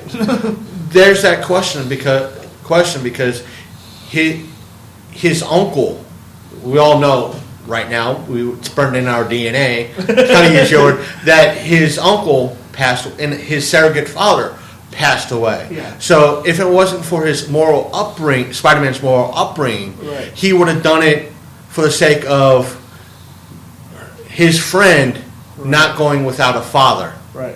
So there's still been that aspect of, I gotta, even though it happened to me, I know it would happen to me. I can't let her go without a father. Right. So there's that aspect there. Yeah. So, But so say had he didn't know, had it just been some random evil guy, like had things not turned out the way they did, I wonder if he would have made the same choice. there's that aspect of things, and plus there was that. Again, we're saying spoilers, but the aspect of there was an Easter egg at the end where Peter takes off the Spider-Man mask, and who walks, not so much in, walks by and notices Peter in the room is Aunt May, turns, but it's an Easter egg because the person playing Peter Parker / Spider-Man does the Tobey Maguire move in taking off the mask, which is an Easter egg to the original two films. And she just turns and goes, "What the?" So you hear the F starting to be said, and it's a smash cut to the credits. So that was hysterical. But in the I still don't know how comfortable I am with hot Aunt May. But for the folks at home, originally before Joe Quesada fucked things up with magic severely, that not even Doctor Strange himself in the whole storyline managed to figure out. Right. Aunt May was in essence the second person to know, the first being Mary Jane. Right. Also, a lot of people have noticed that one of the characters calls herself MJ in the movie. It's not Mary Jane. It's not. It's not Mary. Even the writers and producers have stated, come out to say, it's not Mary Jane. She just is known as MJ. Right. It's not Mary Jane. Right. But in the JMS run of Amazing Spider-Man, Aunt May does find out Peter Parker is Spider-Man, but the way it happens is Spider-Man / Peter Parker gets his ass whooped severely. Right. And all he does is crash on the bed, and that's when Aunt May comes in and sees him suited up. Not just suited up, just his ass beaten, puts two and get together, and she accepts.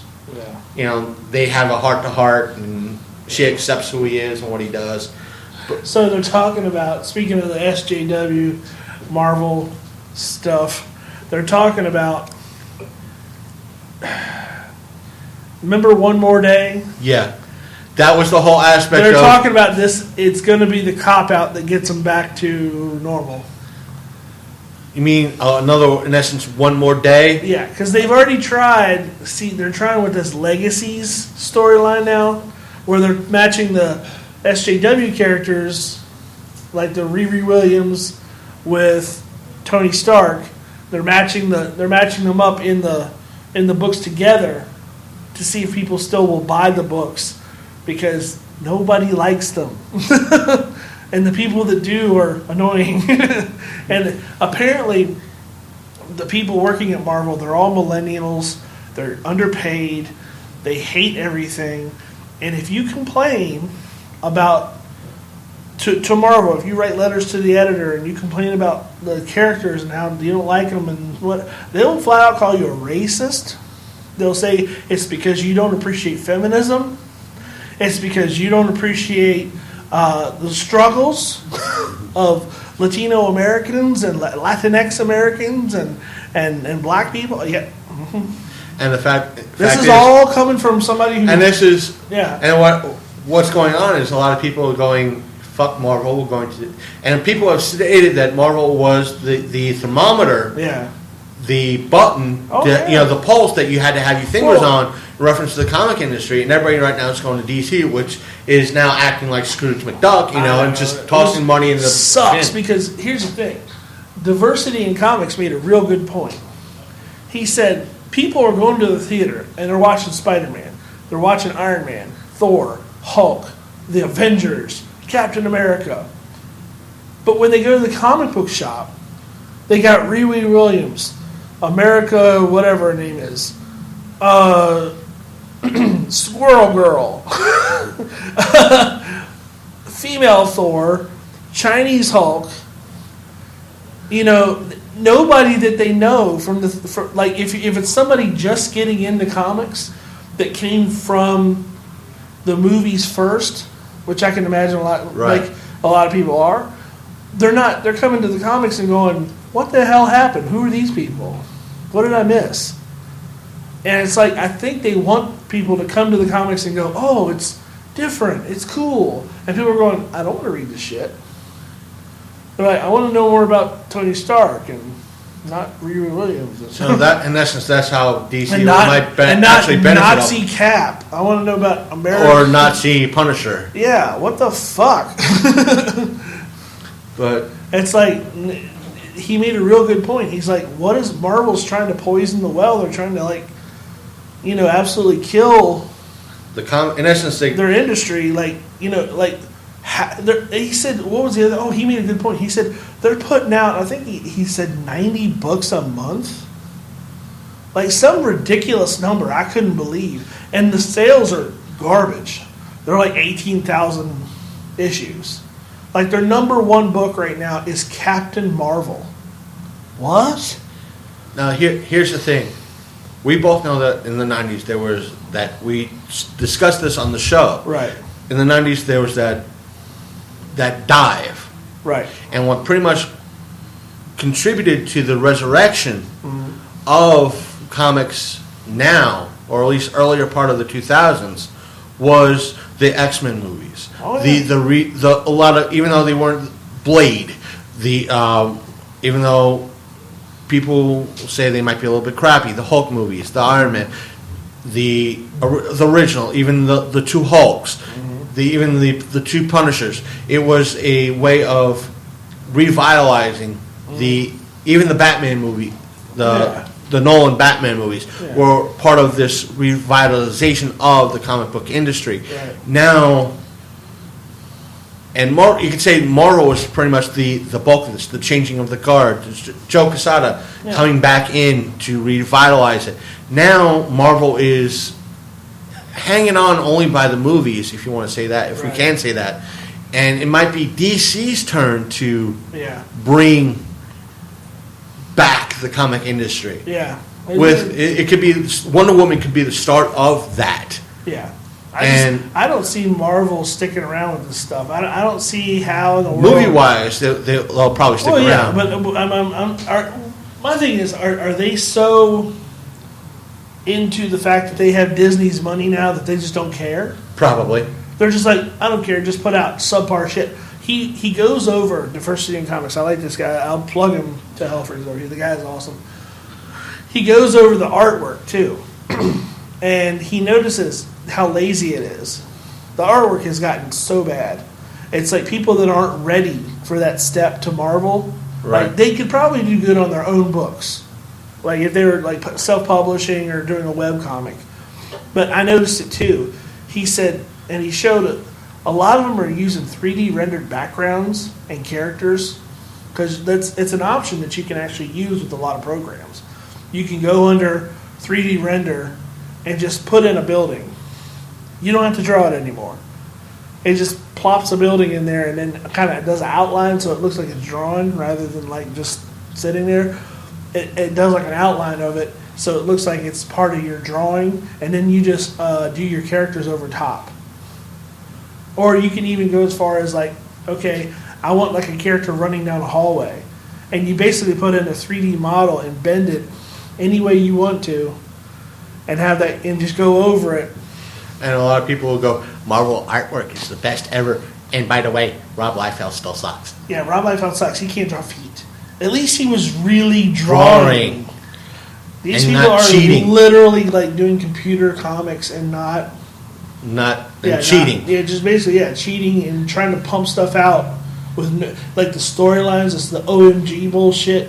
Who was it? I want to say I was trying to remember earlier who it was. Oh, it was a team of these fucking badass characters like Lady Deathstrike and like old ass Logan and Sabretooth and somebody else. Who else was it? I can't remember. But like characters that like Sabretooth has been around for 100 fucking years. He's a grizzled old fucking badass like murderous son of a bitch. And they got him saying OMG lines in a fucking like book. Like, oh my gosh, whatever. Like talking like a kid. It's like, no. Fans want to see this dude talks like Clint Eastwood, like on a fucking like a bad day. You and I remember when the older, but it back was, when like the first run of Old Man Logan and stuff Yeah. like that, you had issues of Wolverine, pretty much like an astonishing X-Men, him being used as a sky surfboard to get crashed on the planet because he had a badass healing factor. right. But yeah, they're just using these characters in the wrong ways. He did a cross comparison from that writing, and then he went to an older X-Men book and showed like some Chris Claremont writing, and it was just night and day. Like Chris Claremont almost read like poetry compared to the shit that was in this one book, and it was just you have to watch this guy. It's diversity in comics, and he just breaks everything down. He's very critical, like, probably more so than some people would like, but I think he has good reason behind it. So he does read a lot of. He's what's been actually keeping me up to date on like newer stuff without having to go out and get it. For me, it's comic historian. Yeah. Now, the one thing that he gave good ratings to was, did you see the crossover with Batman and Elmer Fudd? No. So apparently this is a good book. Part of me wants to check it out now. It's actually neat because they kind of take the Looney Tunes characters in that world and humanize them. So like the Elmer Fudd character, he's a hunter. And he's kind of like, he's like overly grotesque in the way he looks, like with the hat and like the big nose and stuff. But he's like a smart hunter, like a killer.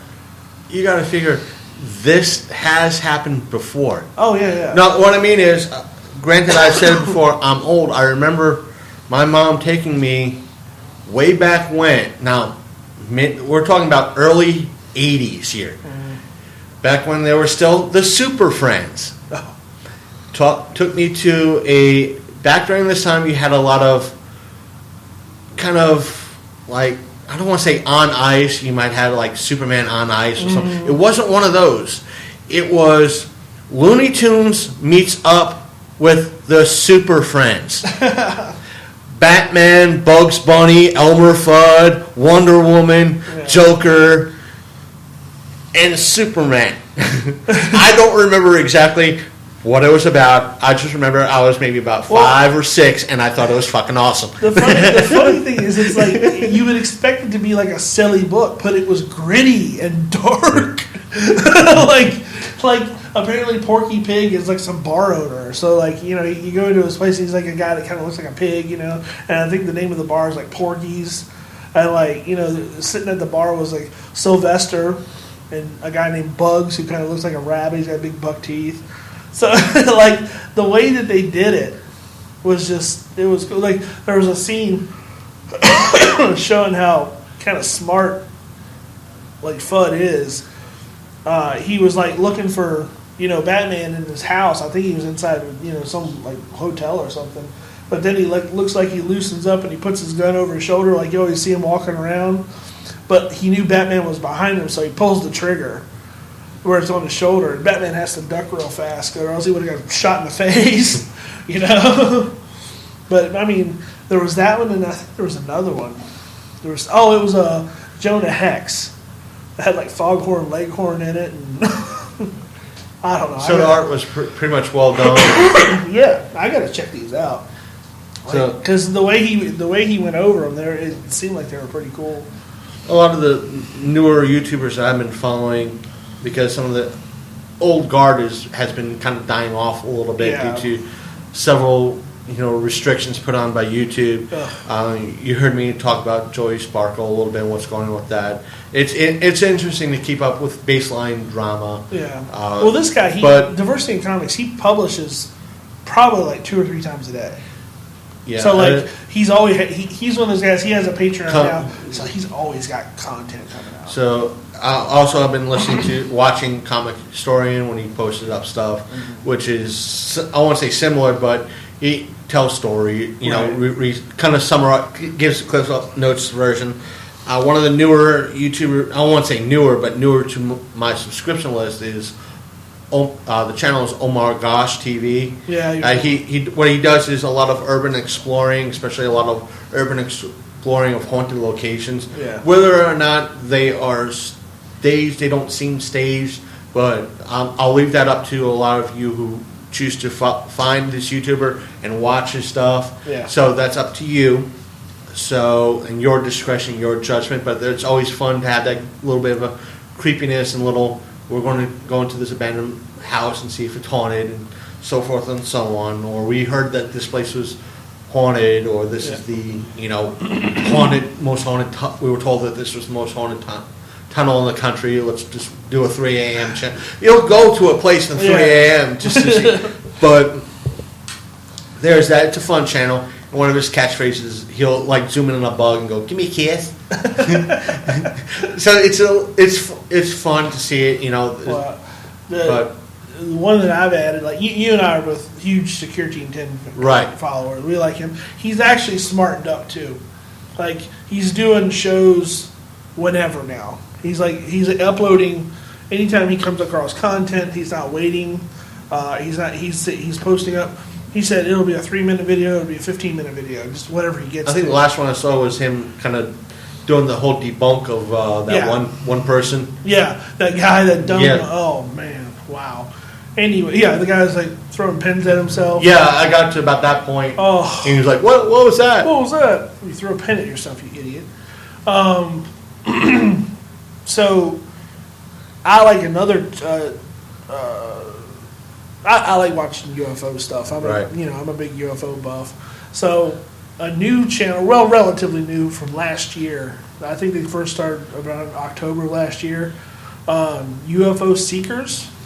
I think I heard of them. They're based out of the Southwest. I think they live in either California or like some state out in the Southwest, and they go around to just different locations. Area 51. Places in the desert, stuff like that, but they're not like constantly on the microphone going, "Oh my God, what was that?" Every light in the sky, what was that? The guy can identify planes. He's actually, I think he has military background, but he doesn't actually say it. That or I missed it if he ever did. But like, they see planes and he'll look and he'll go, "Okay, that's a, he'll name exactly what it is." He like knows what the light patterns are. He knows like what the planes look like. He knows like the shape. So like he's not freaking out every time he sees something in the sky. Right. He's got experience. So when they do see something they can't explain, like they'll be like, "What the fuck?" Like they'll like actually like film it and take their time and they'll analyze their own footage and they'll be like, "Okay, we need to get here. We need to get here. We need to do this. We need to do that." And like they'll tell you if they didn't find anything, they didn't find anything. Right. It's like UFO hunters. Every time they went out, "Oh my God, we found something." It's like, no, you didn't. So they're more of a calm, collected approach, right? Which I like. They don't sit there and make up a bunch of like ridiculous shit about everything they see flying through the air. Right. So I actually really like UFO. One of the things about it, like Omar, the channel that I'm watching, is like if one of the videos nothing happened. We came here, we explored the location. Nothing happened. No biggie, you know. But one of the newer channels to me, I think the guy started up several months ago as well, and the channel is called After Prison Show. The guy is a former. Prior to the show, I spoke to you about it. The guy is a former prison inmate. He was, according to him, I think at least 7 years. Right. And he tells about part of him being reformed is, you have to get a job and so forth and so on. And he wanted to be a YouTuber, so that's what he's doing. So he's telling the public in regards to the difference between a jail and a prison, what goes on inside a jail, what's at least within the Virginia Correctional Institution. So he's in Virginia? Yeah. Oh. In reference to what an inmate can have, what an inmate cannot have, in reference to what is considered contraband, what was, in essence, even though currency is currency, but what is considered prison currency in regards to how food is used as currency, how, non-food or tea, different aspects are used, how things can be smuggled in, hidden, creepy in regards to prison stories or different prison stories that happened to him or that has been brought up to him. He said, I think one of the things that happened to him was, not to him, but in regards to the channel, is that he brings in some of his friends that just got released, and want to legitimately better themselves. Right. And he brought in a friend of his, and he slipped up because of him moving and going to rehab. Because he went down and realized he was going bad, his friend, and he changed locations. He was in rehab, and because his new parole officer went to check on his new residence, didn't see him there because he was in rehab. Right. That particular parole officer violated his parole. Yeah, oh wow. And in essence, since the judge decided no bail, he's got to wait until the final full hearing, even though he did everything right. And it was like, hey, your rehab, we have a spot open, you got to take it now. Right. And because he did that, in essence, did the right thing, he had a warrant out for his arrest for violating parole. But he turned himself in, and he, main host of After Prison Show, said, this is why turning yourself in is beneficial. Right. He's making things educational instead of, bad. And, right. It's not just a prison scare show. Right, right.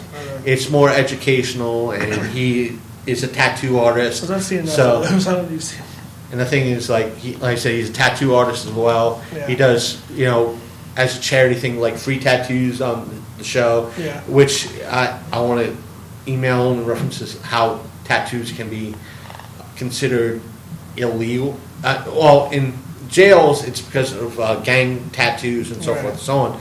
And he almost got busted or have his parole violated because he was doing tattoos. Yeah. And he spoke to his parole officer. I'm doing this for free. I'm not charging. Right. I'm not doing gang stuff. It's for my. It's funny all the different tattoos that mean different things in jail. Right. Like the spider webs mean like you've been in there like doing time, like you collected dust. Like the tears if you lost somebody or killed somebody, and what's the one? Oh, the dagger, like piercing the skin means you'll kill, like you're for hire, like all kinds. I should at least email him or message him on. The Russian ones are even more complicated. Reference to tattoos and meanings in prison and so forth. If you ever look it up, look online, look at like Russian. Yeah. Like Russian tattoos, like jailhouse tattoos and stuff. Oh man, some of them are crazy. Like if they have like, it looks like colonel or like military like stripes on their shoulders and stuff. It's like different ranks. So and like all kinds of stuff. For now, that seems to be about it. Is there anything else you got to? Not really. That's pretty much all the new YouTubers I've been following now. Yeah, all the fun stuff. All the fun stuff and everything else. We're kind of wearing down right now, so we'll end it here and tell you guys. See you on the flip side. We do have a interesting episode coming out next week with Earl. I'm sure you guys will love it. I didn't twist his arm. He cordially read a bunch of his stuff throughout the years and how each piece kind of affected his life or how his life at that time affected him, and how he, so forth and so on, his tale in reference to what his book was about and how his story. You know what? I'm not going to say anything. Listen to the episode next week, It's a great episode. It's a very moving episode. One thing I was going to say, more or less, you are getting syndicated onto Anarchy One Radio. I got to talk to you more about it after the show. There's a guy that I used to do when me and my friend Mike did what's called Static Babble Radio, which was our podcast several years ago. It was local music.